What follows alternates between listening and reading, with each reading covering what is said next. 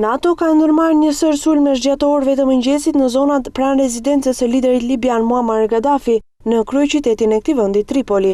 Nuk janë saktësuar objektivat e goditur dhe nuk ka pasur raportime për viktima. Më herët Britania dhe NATO bën thirrje për të vazhduar me presion ushtarak për të larguar nga pushteti Gaddafin. Pasi u takua në Londër me sekretarin e përgjithshëm të NATO-s Anders Fogh Rasmussen, kryeministri britanik David Cameron ka thënë se Gaddafi po i kalon koha për të qëndruar në pushtet. Presioni po rritet ushtarakisht në aspektin diplomatik, politik dhe ekonomik ndaj Gaddafit. Ati po ikën koha, po i largohen miqt. Ministrat e tij po largohen, ministri i tij i naftës është larguar, ministri i tij i jashtëm është larguar, presioni po rritet. Unë dua që ne të mbajmë këtë presion dhe se besoj që ne do të mundsojmë popullit të Libis që të zgjedhë vetë ardhmen e tij, tha kryeministri britanik Cameron. Ndërkohë në OKB, ministri i jashtëm i Mauritanisë, Hamadi Ould Hamadi, duke folur në emër të Unionit Afrikan, ka bërë thirrje për një pauzë humanitare të konfliktit që të krijojnë mundësinë që ndihma të arrijë tek civilët. Ministri Hamadi, duke folur në Këshillin e Sigurimit të NATO-s, ka bërë thirrje për një armëpushim që do të lidhej me negociatat politike për arritjen e një marrëveshje në mes të regjimit të Gaddafi dhe rebelëve